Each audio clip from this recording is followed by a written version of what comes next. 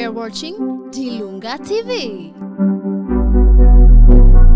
Wakati vita vinapotokea kati ya mataifa makubwa kama Iran, Israeli na United States, watu wengi hapa Afrika wanaweza kufikiria kuwa ni jambo lililo mbali sana na maisha yao. Lakini ukweli ni kwamba vita hivi vinaweza kuwa na athari kubwa kwa uchumi wa dunia na hata kwa maisha ya wananchi wa kawaida Tanzania. Katika video hii nitafanya uchambuzi wa kitaalam kuangalia vita hivi vinaweza kuathiri vipi uchumi, mafuta, biashara na maisha ya watu? Kwa nini eneo hili ni muhimu sana duniani? Mashariki ya Kati ni moja ya maeneo muhimu sana katika uchumi wa dunia kwa sababu ndiko kunakozalishwa sehemu kubwa ya mafuta ya dunia. Nchi kama Iran ni miongoni mwa waanzilishi wakubwa wa mafuta duniani. Hivyo wakati wowote kunapotokea mvutano wa kijeshi kati ya eneo hili, masoko ya dunia huanza kuwa na hofu kuhusu usambazaji wa mafuta. Hali hii husababisha bei ya mafuta kupanda katika soko la kimataifa, na kwa sababu nchi nyingi duniani ikiwemo Tanzania zinaagiza mafuta kutoka nje, kupanda kwa bei ya mafuta duniani huathiri moja kwa moja uchumi wa nchi hizi. Basi moja kwa moja tuangalie athari kwa bei ya mafuta Tanzania.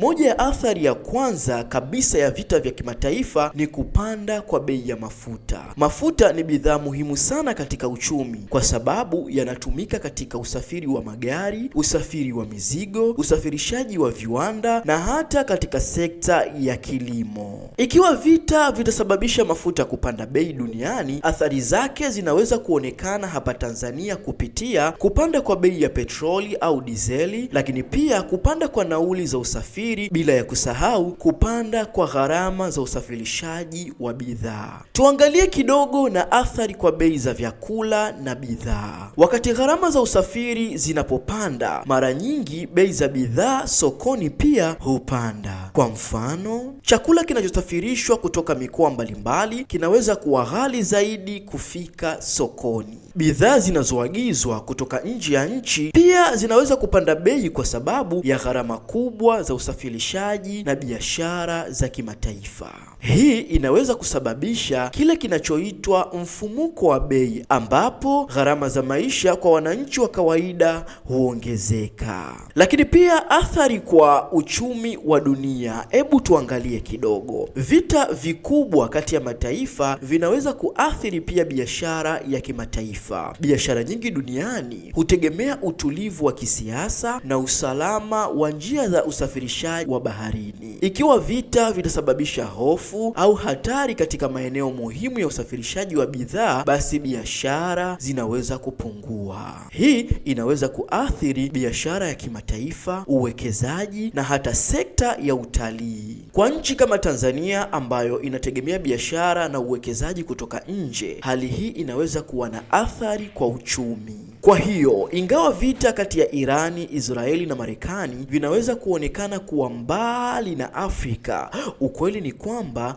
athari zake zinaweza kufika hadi katika maisha ya watu wa kawaida. Kupanda kwa bei ya mafuta, kupanda kwa gharama za usafiri na mabadiliko katika uchumi wa dunia ni baadhi ya athari zinazoweza kuonekana.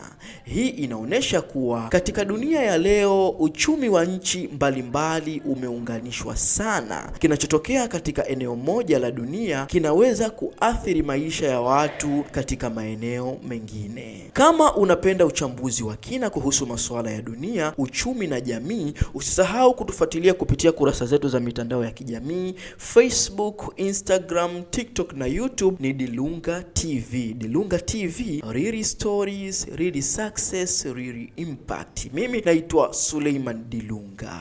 Only on Dilunga TV.